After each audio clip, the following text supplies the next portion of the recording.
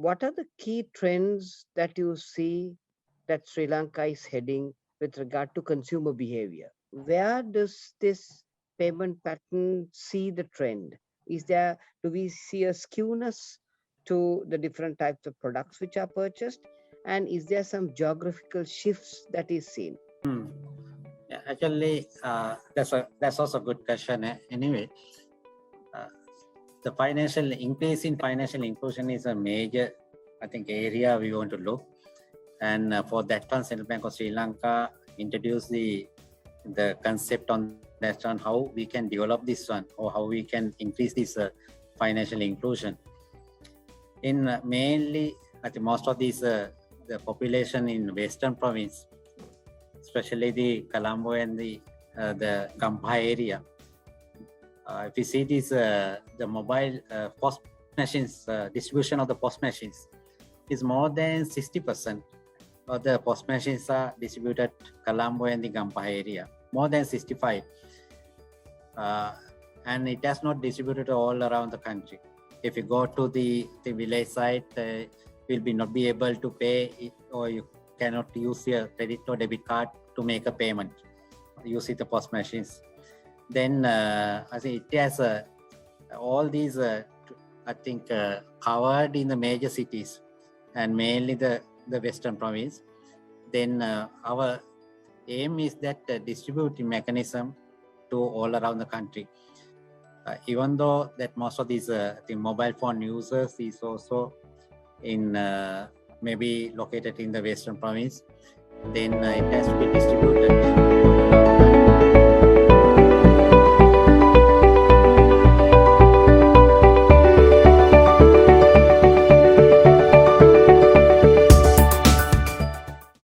Good evening and a warm welcome to another session in the MBA Diaries, where we will be meeting different experts in different platforms from different subjects to enhance your knowledge and to enhance your expertise in your fields.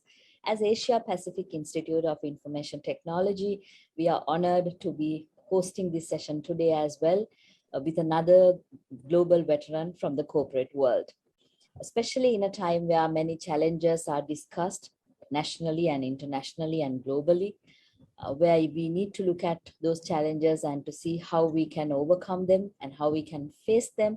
This knowledge and discussions will come very useful for all of us. So with that, let me warmly welcome all our students who are in the platform today, and all our students who are joining us from different universities and of course from our partner universities, and all our staff members and delegates who are also joining us from partner universities. In addition to that, I also warmly welcome all the foreign delegates and diplomats who are here on this platform with us today. And in addition to that, all the other distinguished guests who are with us as well. So to start off for this session today, let me warmly welcome our chairman of APIT Sri Lanka, Mr. Bandule Godage, to share his wishes and expressions. Chairman, over to you, sir. Thank you, Kaushali. Thank you very much. As usual, on behalf of our CEO, Mr. Roshane Godage, and the board of directors, and all staff and the student population, very warmly welcome the chief guest today. He's a veteran in corporate world. Kaushali, you introduce him as the right way. He is in the hotspot basically when you're talking about Central Bank of Sri Lanka. So he represents the Central Bank of Sri Lanka today, and very warmly welcome you here in spite of your busy schedule. I'm not going to name you because I will let Rohan to do the right introduction. My duty to welcome you here on behalf of all the gentlemen or the people that who are joining us today. So once again, as you'll know that APIT known for the quality education, but with the great initiative of Dr. Rohanta Tukorala, he wants to do something beyond for the betterment of our MBA students as well as our student population. This is a great initiative. I think we have met over 100 of opinion leaders to share their experience directly with our student population. So I'm sure you as the chief guest also today, you are willing to share that your experience and giving something back to the society as a respectful personality in the society. So therefore, we believe in building leaders or introducing leaders, not only the academic excellence. We are 100% sure whoever joining a bit, they are going out as the graduate, but we expect extra mile each and everyone who is leaving a bit. So therefore, that is the whole objective. That is why you are here, sir, to share your experience with the student population. And also today, I don't know whether Kaushali mentioned to you that a lot of external people, diplomats, ambassadors, and also overseas participants are getting that one. And also once we record your version, our students will use over and over again for their thesis and their studies. So once again, thank you very much joining us.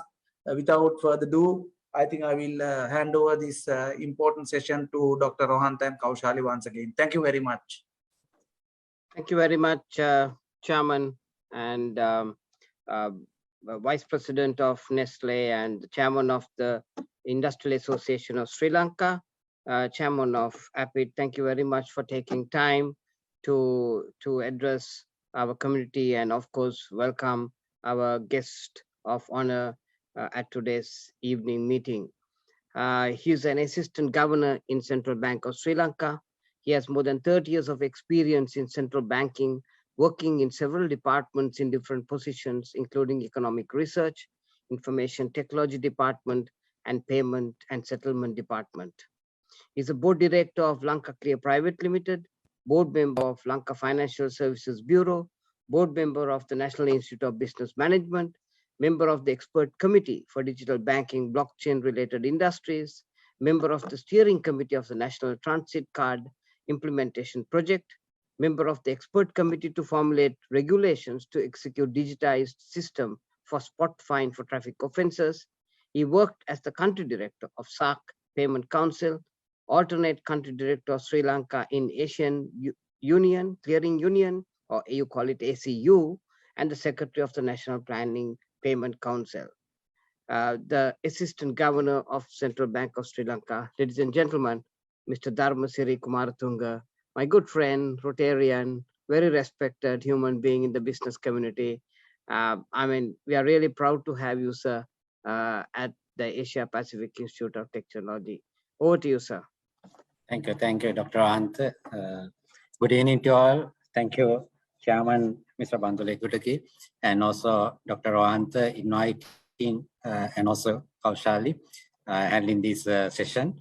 Thank you very much again inviting, and so from the we'll share first the session, the topic which I have given is that so quite I think relevant in these days, digital payment system and future of wallet. In this session, actually, it will take I think 2-3 hours to explain some of the ideas if you are not familiar with some of the terms which you are using. So therefore, I also would like to suggest some of the payment system, the digital payment system currently having in Sri Lanka. So if we invited some of the expert in digital payment system or from the Central Bank of Sri Lanka or the Lanka Clear or any other entity, so then students will get some more knowledge on this one, and it is easy for us to, I think, cover all this area within 30 minutes time. Thank you, Rohanta.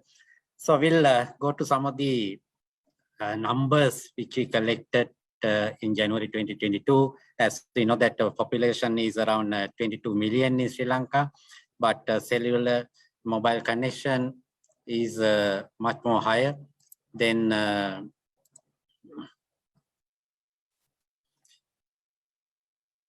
and also internet users is 30.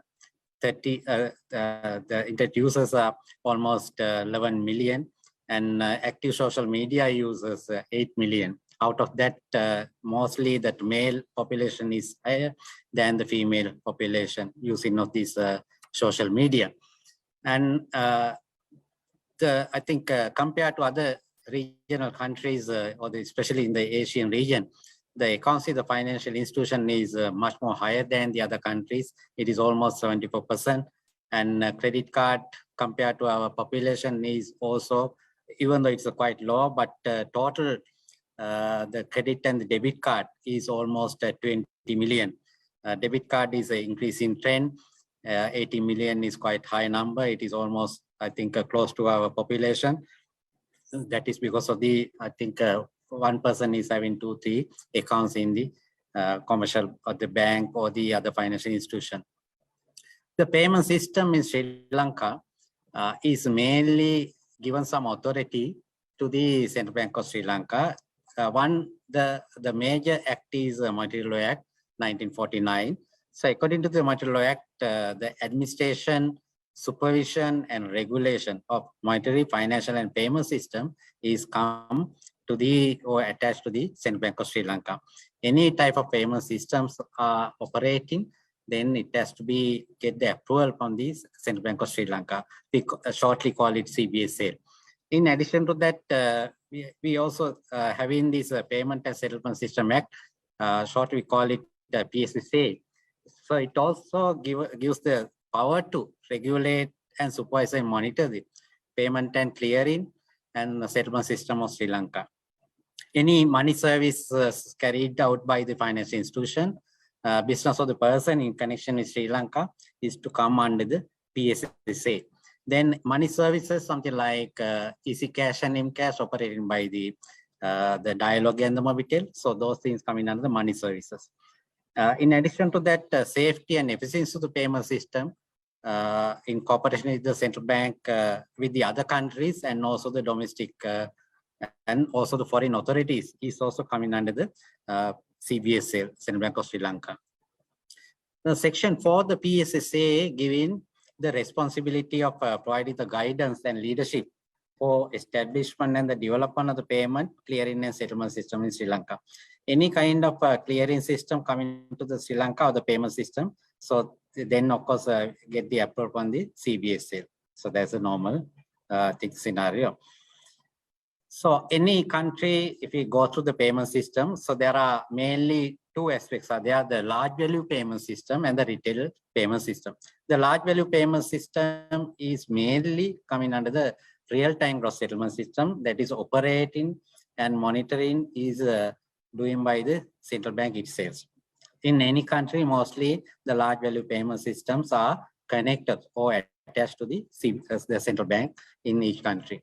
The retail payment system, it is distributed over the maybe the clearing agency in Sri Lanka or any other country is also same and attached to some of the telecom operators or the banks or non-bank sector. So at present, we are having different type of retail payment system. CITS, check imaging, that check clearing is also there. A long time back, we have started and card-based payment system, Sri Lanka interbank payment system, telebanking, internet banking, e-money schemes, and the SEFT. So each and every item will give the at least 20 to 15 minutes description behind this each item, but we'll try to cover, I think, giving some minimum description on this one. Sri Lanka interbank payment system. So it was actually started in 1994, I think. After that, in 2010, it is launched in online system as online system. Up to 5 million rupees you can transfer through the SLIP system. At present, 46 members are there. Each and every transaction, 50 rupees are charged. In some cases, our salaries or the government sector salaries or the private sector salaries are going to the SLIP system. The bulk payment is normally used in the SLIP system in Sri Lanka. So in addition to that, in 2013, early 2013, we also introduced the common card and payment switch. We call it CCAP. So under CCAP, there are 5 switches introduced in mainly this, the Central Bank of Sri Lanka, the proposal coming from the Central Bank of Sri Lanka after getting the Monetary Board approval. So implementing agency is that Lanka Clear Private Limited. That is a clearing agency of Sri Lanka. So mainly what we can see is that a common 18 switch introduced in 2013. And also common electronic fund transfer switch, that's another switch. And shared ATM switch is also in 2015. common post switch. Recently, we introduced a national card scheme. So to link with this national card scheme, that is our own card, like a Visa, MasterCard. So Lanka Pay card is a national card scheme, and it was introduced in 2019. And for every transaction is taking place under this common switch that is called the CPS. And in addition to that, CMOPS is a common mobile switch also introduced, but we are not using that at present. We know that common ATM switch, we call it, in short, we call it the CAS, introduced in 2000, launched in 2013. And so we don't want to go to find our own ATM and any ATM. So we can use these, we can withdraw the money or see the balances. So at present, there are 4,000 plus ATMs are there. And in addition to that, the CRM machines also there. I have not encountered the CRM machine. CRM means that you can deposit or you can withdraw the money through the CRM machine. So I think withdrawal limit is depend on the bank to bank, that the banks decide that one. But if there are low limit of the withdrawal, then of course normally central bank interfere and inform to the bank to increase that limit withdrawal. So this is called the cash machine, that the cash process or the cash switch. Then any ATM, when you don't want to visit your own ATM, any ATM you can visit and withdraw the money, 30 rupees will charge. In addition to that, common electronic fund transfer switch, this is a online real-time fund transfers can be happen. I think very few seconds you can transfer the money to any person within the boundary. Then 30 rupees will charge. Earlier it was in 50 rupees. This advertisement is saying the 50 rupees, but we have reduced to the 30 rupees now. And using the internet or ATM, mobile phone, or using or visiting to the bank, you can transfer the money up to 5 million rupees. So in 2020, it's a special year. So I think all over the world is a 2020 is a special year. So we as a central bank also thought that we want to do something special in 2020. So therefore we introduced in 2020 as a digital transaction year. So why we choose 2020 as a digital transaction year is that even though we have introduced a different type of payment system like common electronic fund transfer, SWIFT, and also the slips, and there are many other Just Pay, and there are many other payment instruments are there, but the usage of these payment instruments are very low. Even in the bank staff, they are also not knowing that how to use it and what purpose this is using. Then of course we have introduced this digital transaction year in 2020 to popularize this payment instrument to our banking system of the banking staff and also our nation. So with that, we have identified different type of the problems when you are using the cash. Then all aware that the cash in circulation is a bigger problem in Sri Lanka now. It is almost 1 trillion in this year now. In the last year, in 2021 December, it is past the 1 trillion. Earlier, it was normally in Sri Lanka, it is 650 billion and 850 billion, 650 billion. But now with this COVID situation, it has increased to the 1 trillion. It is cost to the country. So therefore, we have identified different type of the problems using the cash for the customers as well as for the merchant. So when you are having or using the cash for the customers, so we see that there's a pain, the problems is there, and the green problem is also there, and tracking and robbery problems are there. So we use this one as a cash for to introduce this one in 2020. And also for the merchant side, also we have identified different type of the problems using the cash, change and loss and safety and accounts. So there are the more major sectors we have identified and popularized these in, and we distributed these leaflet and other items in the commercial bank and other financial institution to aware their customers. So we, as a central bank, identify the different problems at present we are having, And when you're having the discussion with our region central bankers, then of course we have identified that we are quite far behind the digital payment system at that time. Then, after identify the different scenarios using in the different countries, then we also want to launch the QR system to our country. And because in some countries using their or launch their QR system, I think more than decade, especially in the WeChat Pay, Alipay, they are using all over the world. So we also thought that introducing our own QR, that is called the Lanka QR. In addition to that, regulatory sandbox, blockchain environment, open banking, national remittance mobile applications, CBDC, digital central bank digital currencies, and digital banking. So those are the major areas now we are looking. Lanka QR we launched in 2018, October, and after that we have seen that most of the banks are not joining the Lanka QR. Then we have mandate all the banks to join the Lanka QR before September 2020. Then most of the banks join the Lanka QR with our instruction.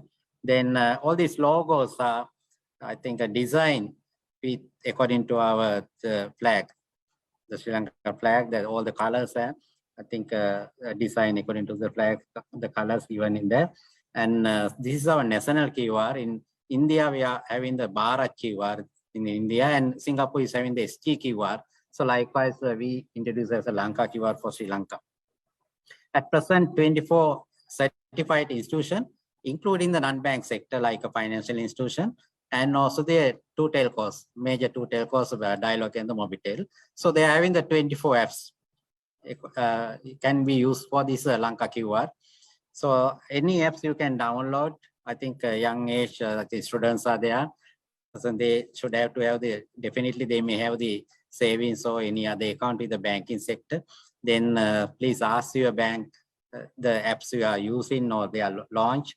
Then you can, I think, download the app and use these. There are many apps. So even though, for example, if you have the account in the HNB, you don't want to download the app in HNB, you can download another app from another bank. Then of course you can link with this HNB bank account to the other apps. So that is the scenario given in these apps. I think this is we call the Just Pay scenario that is introduced by the Lanka Clear.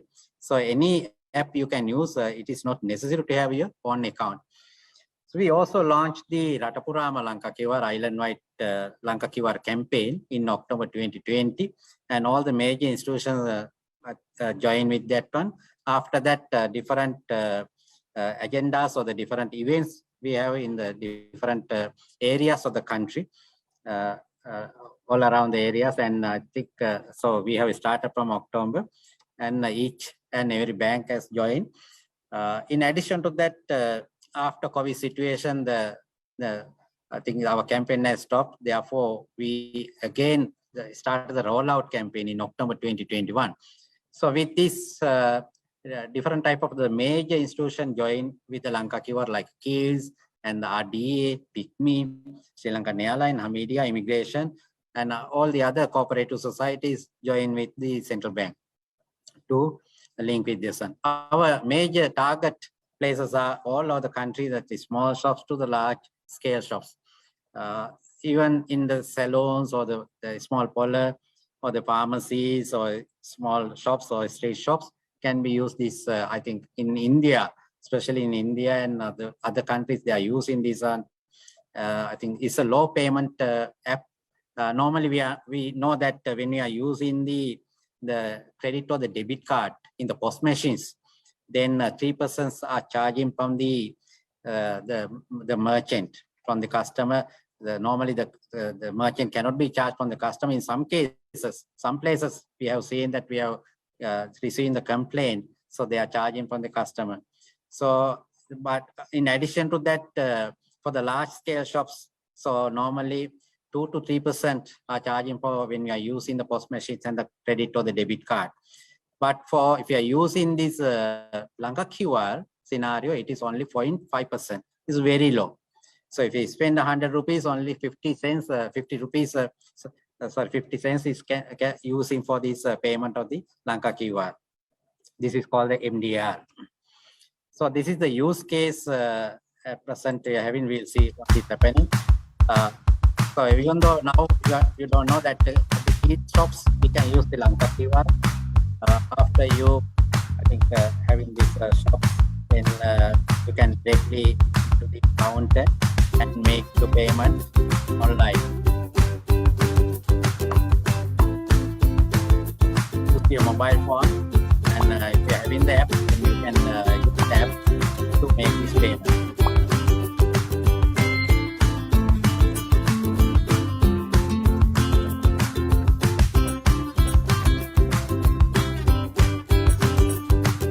QR is a quick response code. It is quicker than using the debit card.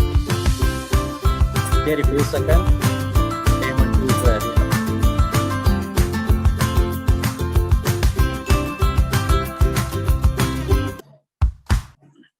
so in addition to that, most of this bill payment. So you can also see in this Lanka QR logo is there. Then you can use the same app to scan and make your payment, especially the telecom bill and also the Mobitel bills. And I think recently we introduced these highways. Earlier, of course, we have seen that some of these posters are there. You have to bring your change for making your payment. But now you can see some of these, the QR, Lanka QR is there. Then, of course, you can make any exit point.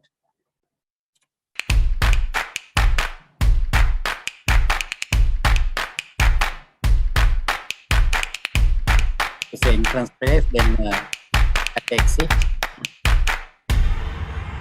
So all the exit places, it's almost like that. It's very quick.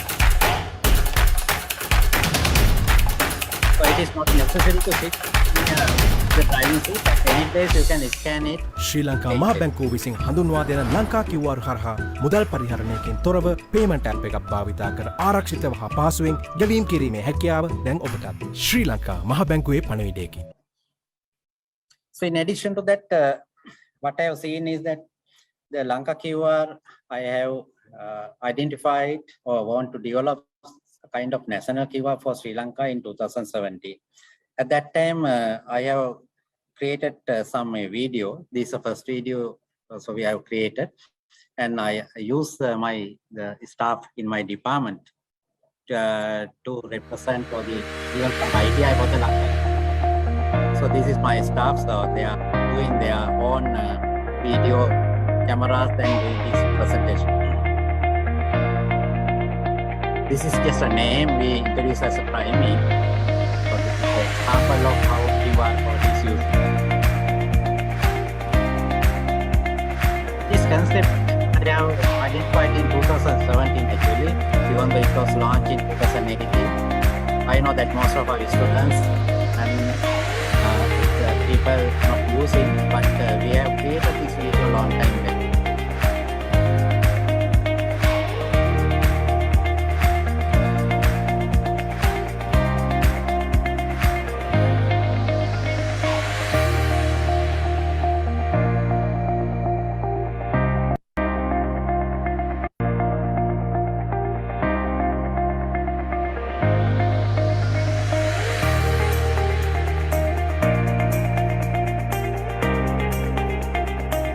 I will skip some of the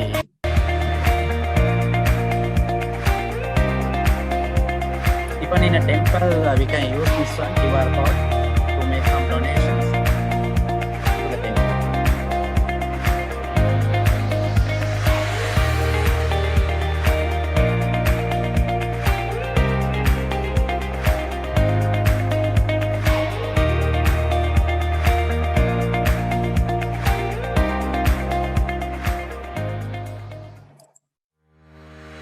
So this was actually, I have some concept in 2017 and created this video in 2017. And in future, we are having the discussion with introduce this Lanka QR with the police traffic fine system. And there is some, the discussions are going on, but in these days, we couldn't implement these things, having some other disturbances. So with that, again, Central Bank of Sri Lanka is thought to introduce the regulatory sandbox in other countries, especially we got the example Singapore and the Malaysia, and they launched this regulatory sandbox. This is the framework allows small scale fintech companies to test the product with the regulator. So normally what we have seen is that there are many fintech companies in Sri Lanka, even though they are having good kind of products, but they cannot test their product. So therefore we have opened for them to come to the regulator. Regulator means that the central bank, and accepting or doing the testing for their product. So this is the main reason we introduce this regulatory sandbox. This process provides the innovators with an opportunity to better equip themselves to seek the regulatory approval. For the time period, given some time period, we are giving approval for the fintech companies to test their product under the regulatory sandbox environment. So any new products having with the fintech companies, so they can send the application to the central bank, payment and settlement department. And after, I think within 15 days period, we will inform to the relevant fintech company about we are accepting or rejecting your proposal. Then after accepting the proposal, given some period for them to submit the application and also the proper application, and given the opportunity for them to test their fintech products. With that, the blockchain is also the mostly discussed in the financial market. Then we appoint the committee in 2018 for the blockchain to identify the blockchain environment and the concept, how we can link the blockchain templates to the payment system. And we appoint the two committees actually, and working committee is coming with the new development and the ideas. What they inform us is that the blockchain, the proposal they came with that use the blockchain for the KYC. So we know that when we are going to open an account in the banks or any other financial institution, so we have to, I think, fill these KYC process and all the details in our forms. I think more than 5 to 6 pages we have to fill. And also once we open an account and go to another bank, then so there's another problem for filling the forms. So after we introducing this blockchain environment for the eKYC process, then we don't want to fill again and again these forms. Then only one, I think, application is there, or else that if the new person is opening an account, he or she can open through the mobile app that given by the particular bank. And I think and also that it has linked to the blockchain or the databases. Then once again we want to open another account with another bank, so it is not necessary to open the same the template or the KYC process can share with all the entities. So this is happening, I think, in some of the countries, and also the insurance companies also can be linked with this blockchain. Then they can also use this environment. Lanka Remit is another the applications we have introduced to Sri Lanka, national remit application.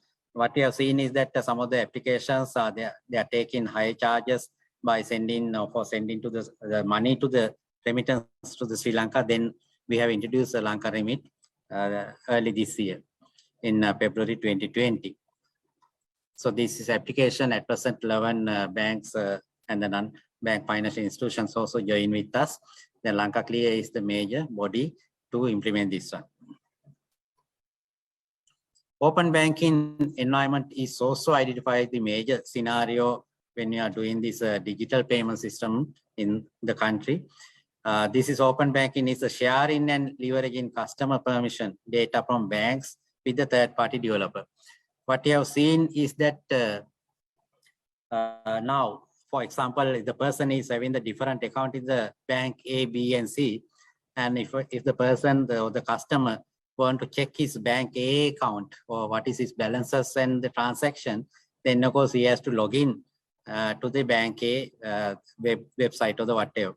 And also at the same time, you want to see his bank C account. The customer has to I think he has to log into the bank C website. So with this open banking environment, so there's a party is a TPP, the third party service provider is engaging through that, the customer can link to all the bank account. So he can access only the one page and all the bank accounts are there.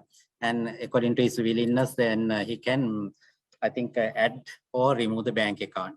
So there are two types of open banking environment within this limited time period. I'm not be able to provide some of the detail. The one is that account information service provider. With this, you can make any bank account, all the bank account, your major bank given facility. Under AISP, at present, if given the section or the major page, then after using this username and the password, you can log into the system, and all the bank account at present you are login is given, the total numbers are given here, and also that the bank which you have link at present is given here. At present there are few banks already you link, and the transaction we have done is also given here, number of transactions. Then at any time you can add the bank. So at any time you can add any bank. So for example, if you add the bank, another bank account to the present the portfolio, then you can use this the email or the whatever the given the username and the password and sign in. Then you will get the OTP number, and after that you can select the savings account or both you can select. If not, if you want to add only the savings account, you can add it and allow to add to the main page. Now you can see this I think amount has changed than the earlier, and in addition to that, the new bank account also appear, the Citizen Bank. So that is the facility given by these the open banking environment.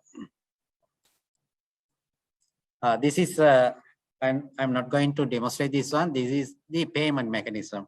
So using this one, actually just you can select the item you want to buy or e-commerce site, and directly you can link with the open banking environment and select the bank account which you want to use to make that payment, and select the bank account, and then you have to log into the same as earlier, username and the password, and you will get the OTP and allow to make a payment.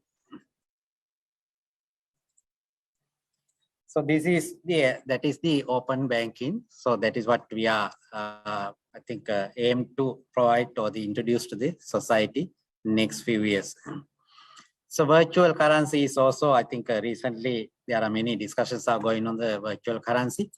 So Central Bank of Sri Lanka is also issued some of the press releases on this one.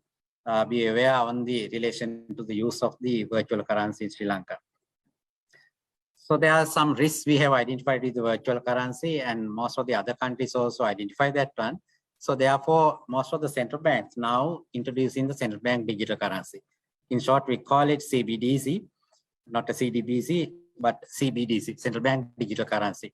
So these are major the properties or the advantages having with using the CBDC is that reducing the use of physical money and risk enormous of the use in the cash. And there are many other the facilities are given with the use of CBDC. At present, some of the major countries like China introduced the digital yuan in China, and Burma used the sand dollar. So they already introduced the CBDC in their countries, and Cambodia is Caribbean Currency Union, that's called the D-Cash, and Nigeria, e-Naira. So at present, 86% of the central banks are doing the research on CBDC, including Central Bank of Sri Lanka, and 60% is experimenting this technology, and deployment pilot projects say 14%. So this video is explaining how we can use this CBDC. Hello, this is a Chinese. We're here in Suzhou to try the digital yuan. We're lucky enough to get access to one of the 100,000 hongbaos that the Suzhou government distributed via lottery, and we're gonna try it out and see what it's like. So this is called a digital yuan. That is their CBDC. China is testing an all-digital version of its currency. The digital yuan will be one of the world's first state-issued digital currencies. Since October, 2 tests that were open to the public have taken place, one in Shenzhen and one in Suzhou. Another one was announced last week. During one of these trials, Technote got an inside look at what is likely This is to be same the as the first using digital of the currency QR. to be rolled out by a major economy. And we think it's going to The checkout process was the Just same scan the as QR WeChat and make a Alipay. payment. It was based on QR codes. Different from the trial in Shenzhen, stores in hello. Right. So we, as a central bank, we also thinking on having the digital banks in Sri Lanka. And already we submit the report to the management. And last budget speech also, so they have emphasized central bank is requested to introduce the required laws, regulatory framework, including the capital requirement and licensing, etc., for the implementing the digital banking. This is a fully digital bank, and once you register with the digital bank, then you don't have to visit to the banking environment. Everything is doing by the PCs or the laptop or the mobile devices. And some of the countries already use this digital banking, and they have given the license to operate. And AI is also one of the major scenario which we have identified. And for that, we have appointed the committee, monitoring committee, for implement the AI technology for the financial services. The major area which we have identified, we have done the survey with most of the commercial bank, major commercial bank, and collecting the survey information. Then we have identified the different platforms to identify this AI technology for the banking environment. And we'll be, after we get in the required approval from the central bank, we'll be able to introduce or inform to all the commercial bank and the financial institution to use these kind of AI. At present, some of the commercial bank at present using, but we want to have the common AI platform for all. These are the major, some of the other areas introducing the AI. Transit card will, as a central bank and also the Lanka Clear Limited, private limited, has issued the national car scheme. So JCB is a joint entity with the Lanka Clear. So this is called the Lanka Pay. And in addition to this, the normal debit card, so this is issuing as a hybrid card, and the hybrid card included the debit component and also the store value component. The store value component can be used for the transit purpose. The mobile wallet, there are many applications, properties are there with the mobile wallet. So you can transfer the money or book the train or that recharge your mobile devices or make any payment transaction and utility bill payment. There are many other activities can be done using this mobile wallet. So this is common to all. So last few years, what you have seen is that the share went up with the 5%. The earlier, the light blue color is saying that digital mobile wallet increases the early stage in 2016, it is 35% out of 100. Now it has increased to 46%. So out of 100 using the other card system and also the cash system. So I think mostly it is increasing than the card system, payment card. So this chart is also giving some idea about how other countries experience funding sources of the mobile wallet. The mobile wallet, if you have the mobile wallet, is a different type of link, or the top-up can be done. The one is that you can link with your savings account, and also you can link the mobile wallet to the credit or the debit card. I think most of the countries at present, especially in the Thailand, most of the wallet, I think, link with this bank account, savings account. And this blue one is a credit card, also can be linked with this mobile wallet. So why we are using the mobile wallet is easy, convenient, and speed. That is why that most of the ages, that especially the above 56 age and between 18 to 23 age limit, they are using for ease and convenience and speed. So that is why they are using the mobile wallet, and also the most of the cases that above 56 age, they are using for the security reason in mobile wallet. In Sri Lankan context, that internet banking usage of internet banking in last year, 2021. So it has increased significantly. The growth is over 2019, 57%, but in last year, it is 134%. It's a large increase. And this is a quarter-based increase. Last quarter, 2020, Q1 to 21 Q1, 180% increase.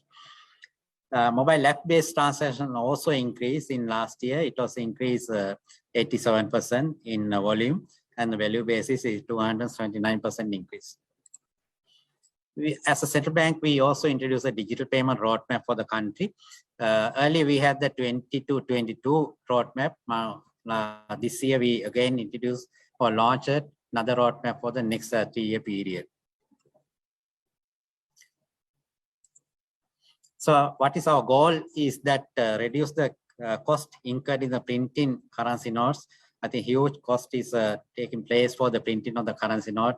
It's almost 3.2 billion per year, or more than that for the storage and the transportation and destruction of the currency note. So that's a very high cost for the maintaining the currencies in the country. In every country it is same. And increasing the financial inclusiveness is also the major theme in our introducing this digital payment system. And inviting all our students in the EPIT and also those who are joining this session, use your mobile phone for the make some payment, all the payments. For example, highways or the bill payments and everything, you can use your mobile phone to make this payment.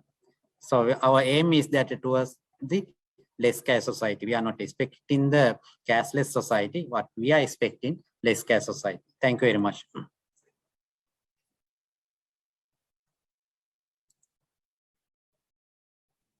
Thank you very much. So it was actually a very enlightening, very informative discussion. I think it was very useful for many people.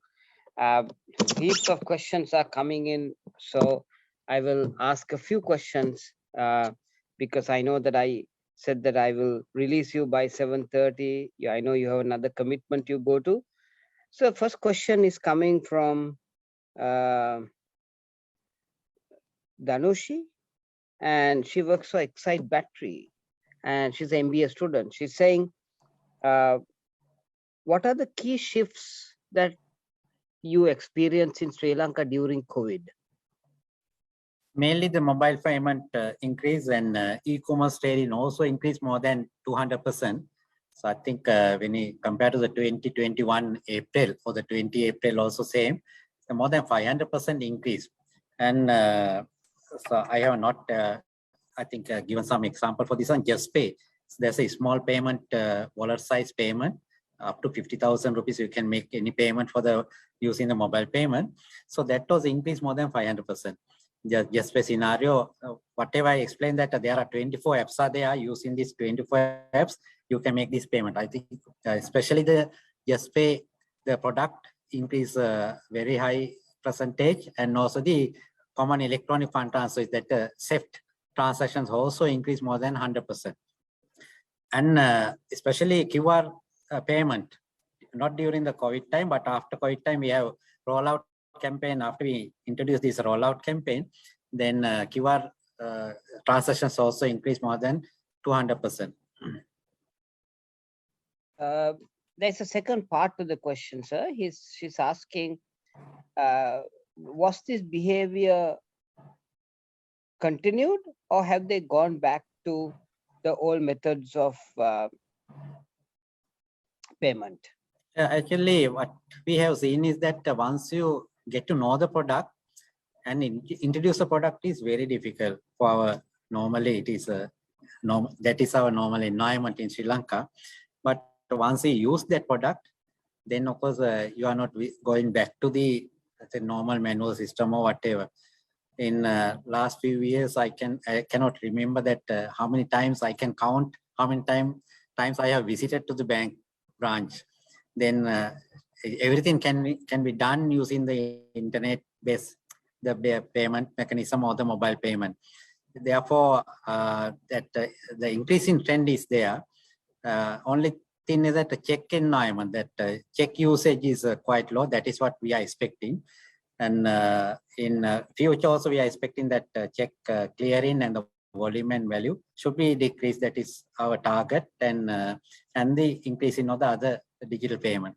So the trend is there in most cases, especially the SEF transaction and the just pay transaction is increasing trend. But what I have seen in the last few months, QR code based payment having quite a decreasing trend. That is because of this. So the campaign which have started early stage cannot be continued during this time. But again, I think we are planning to start the country situation is better. Very interesting question coming up, sir.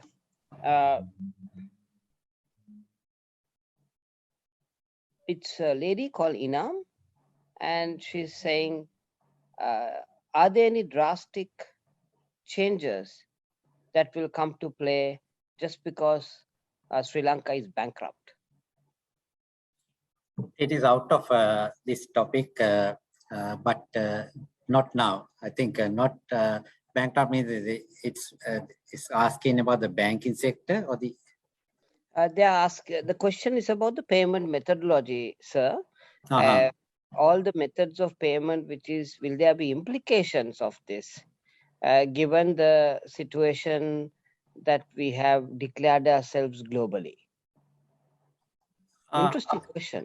Yeah, I don't think that if the payment systems normally not collapse anyway, because if the country is collapsed, maybe that not Sri Lanka, I cannot say that one, but the transaction itself that taking place anyway, that for example, if I want to make buy something, then of course if I cannot travel, then of course I can use another payment system to bring that product to my home. So therefore, the payment system says not will happen anything, and I think if the disturbances are there, I think most of the time what you have seen is that the payment system, the transaction volume and value will be increased. Right. So very interesting question again coming from a guy called Manoj. He's on the MBA program at Staffordshire University at Appid, and he's saying, what are the risks associated when a country is going towards the digital payment from the traditional methods? So normally each and every country is having there are many barriers to, especially for introducing this digital payment method. But after we successfully achieve these barriers, barriers mean that there are many sections passed. For example, if the bank is introducing the mobile app, then of course there is a risk team is there within the bank, and also compliance team is there. Then once they achieve their, I think that inside the banking system, then they have to come to the central bank, or they have to do the third-party audit for especially for the mobile apps. If they introduce the mobile app, then of course they have to given all the compliance team has to be passed through that one, and the risk team, again, the risk team has to be passed through that one. And after that, they have to make the third-party audit, has to be done the audit for the mobile app. Then of course, get the approval on their on board, the board of directors approval, and inform to the central bank. Then there are many steps are there. I don't think that there may be some kind of the barriers for that one. And can you repeat that one again? Want to get the clearance, much more clear on the question. The question is more about what are the risks associated when a country goes towards a digital platform of payment currency from the traditional? Yeah, so normally, as I said earlier, there are many challenges are there. The risk environment are there. For example, even though that credit and the debit card introduced a long time back, more than 70 years or more than that. But again and again, that each and every time, I think frauds are happening, the skimmings are happening, and new technology is using for that one to block that system, or they block that the fraud or the skimming. Then likewise, that the payment systems also having the risk, and but at present we are try our best to 100%, I think, given the target or that confidence to make the payment confidentially and confidently. I think each and every item having the risk. Anyway, that if you are using the cash itself, having the risk. The robbery is there, and someone can rob. I think that the money, you can lose the money. Then of course there are many. I think if you are using the cash, so that is also risk. So I think in the cash or the storage is the cash, and I think those risks are there. Then the payment mechanism, digital payment mechanism.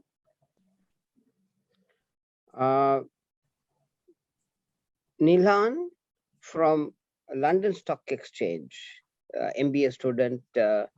Dharmasri, and he's asking, if I want to transfer money from overseas to Sri Lanka, can I use the wallet using a mobile phone company? So if they are allowed from their country, then they can use that one. In most cases, the Lanka Remit mobile app also can be used, but we have allowed now as a first phase, we have allowed any person having using his or her credit or the debit card, they can send the money to the Sri Lanka, which we have introduced recently.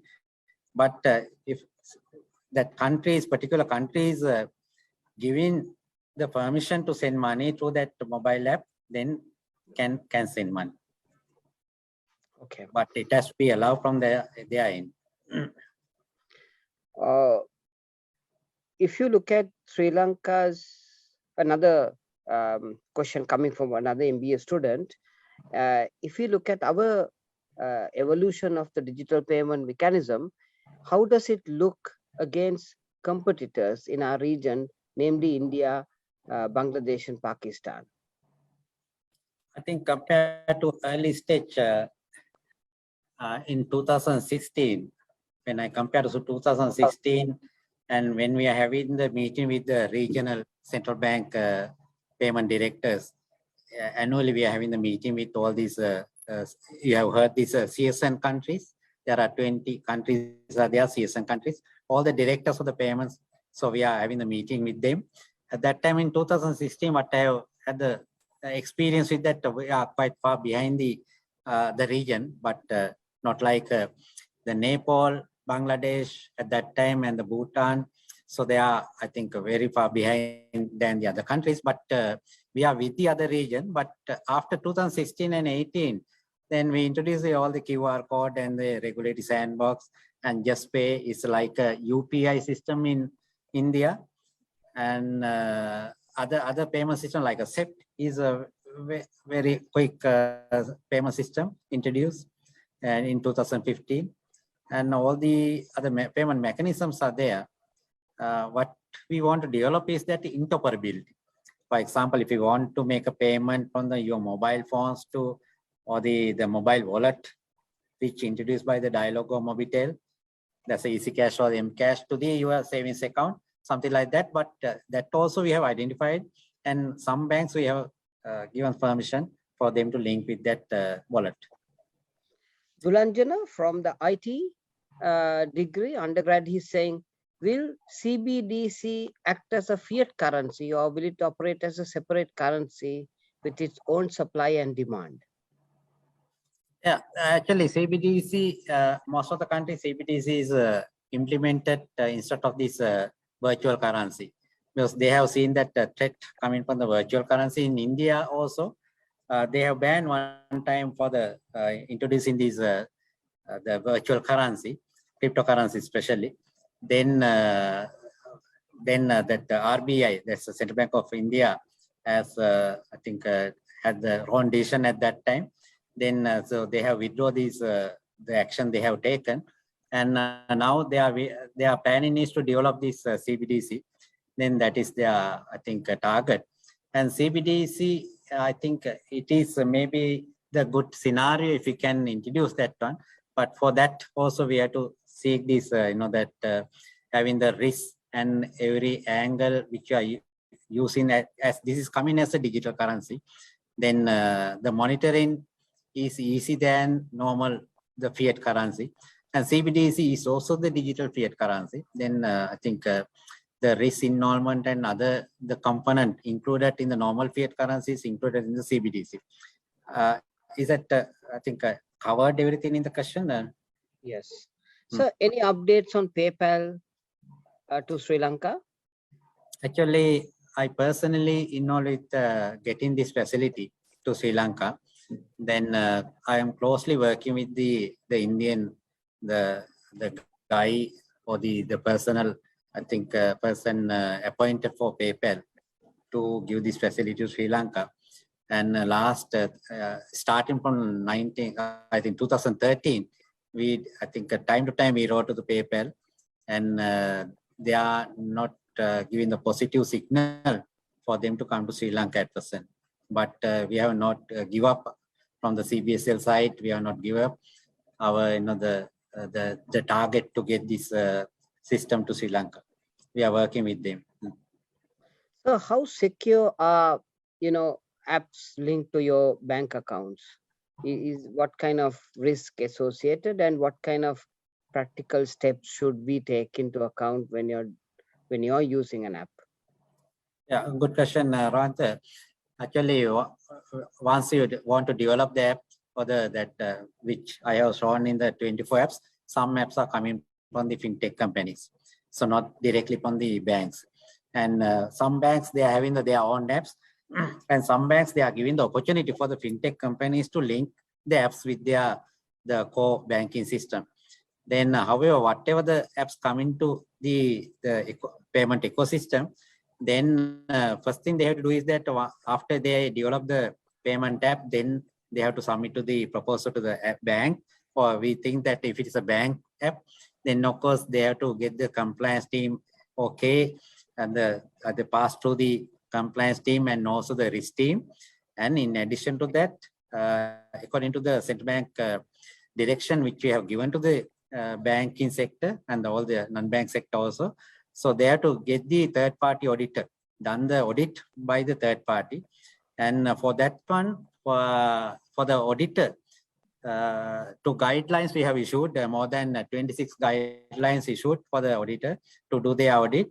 And each guidelines more than subsectors, having more than 150 subsectors to fulfill that payment app.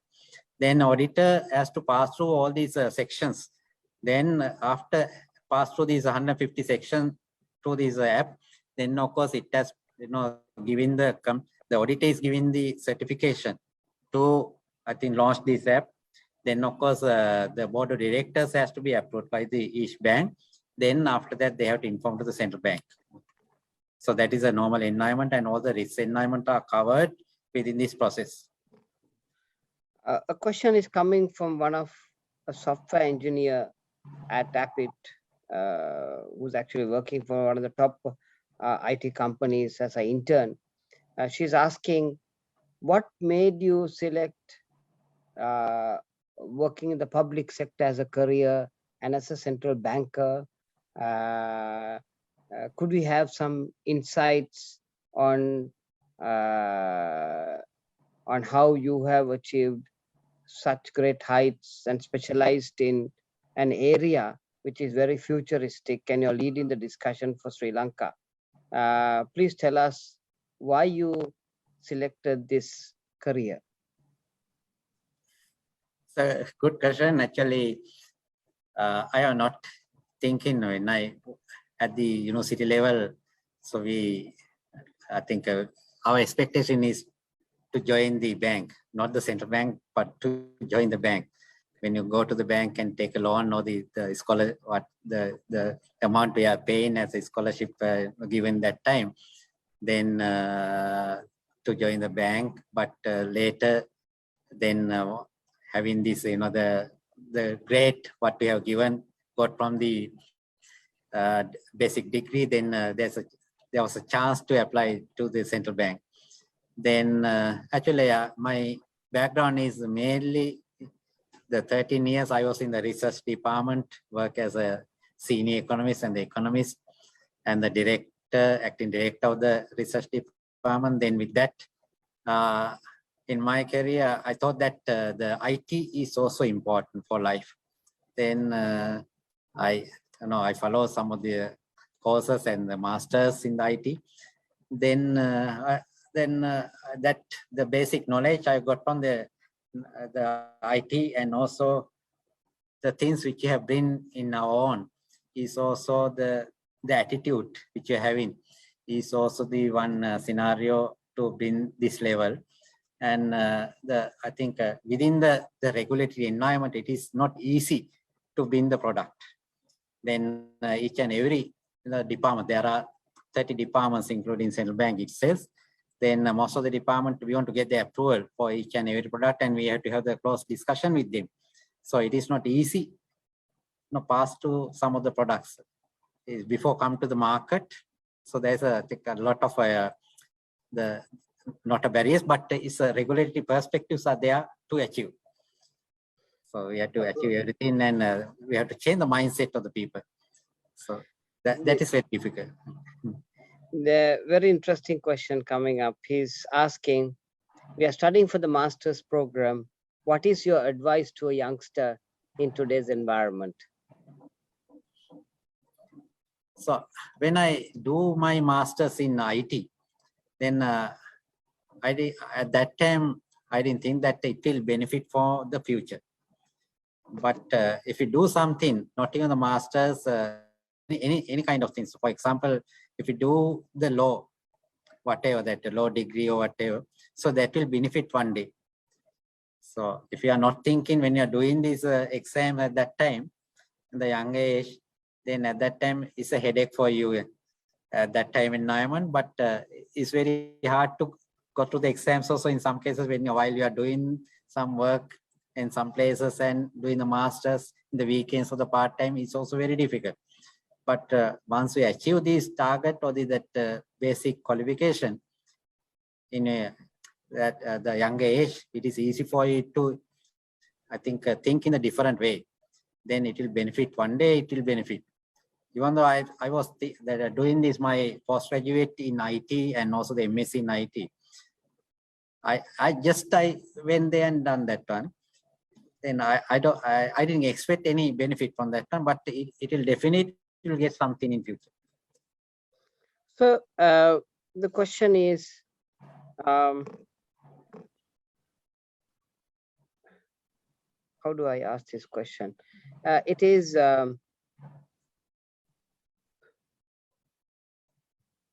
if we have a 22 million population, but the ownership of mobile phones is 32.9 million is what you showed on your presentation, which is about 149% of the total population. It means more people are having two phones or two connections. How many of these people are having smartphones? It's more than 50%. Earlier it was in the early 2018, it was 35%. Now it is more than 50%. Okay. 50 to 60%. Mm-hmm. And since you are working, you have worked for the research department in the banking central bank, what are the key trends that you see that Sri Lanka is heading with regard to consumer behavior? It's something not directly relevant to this payment mechanisms, payment system, consumer behavior angle of that adopting the digital payment or the consumption or getting the loan pattern or what there's a so I think it's overall is a macro question. So which area I want to give the answer, because the consumer behavior on is so working pattern or that strategic pattern. Actually, sir, the question is all about type of products that you buy and where does this payment pattern see the trend? Do we see a skewness to the different types of products which are purchased? And is there some geographical shifts that is seen? So what the person is asking is the link between payments and the geography of the kind of people who live, sir. Yeah, actually, that's also a good question. Anyway, the financial increase in financial inclusion is a major, I think, area we want to look. And for that one, Central Bank of Sri Lanka introduced the concept on that one, how we can develop this one, or how we can increase this financial inclusion. In mainly, I think most of these, the population in Western province, especially the Colombo and the Kampha area.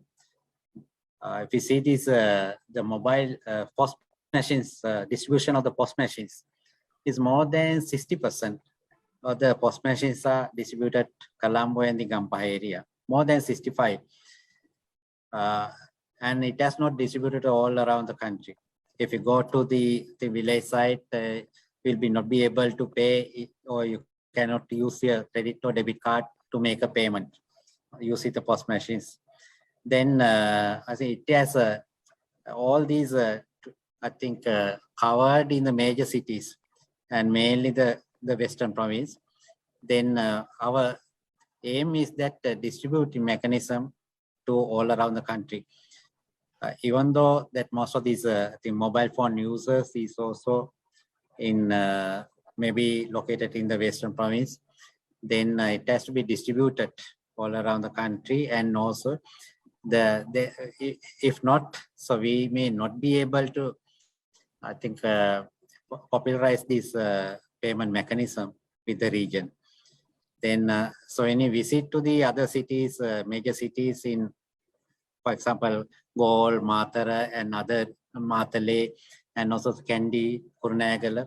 So different areas we have visited and introduced the digital payment mechanism. And so they are very keen to use that one. Only problem is that the message has not reached to them.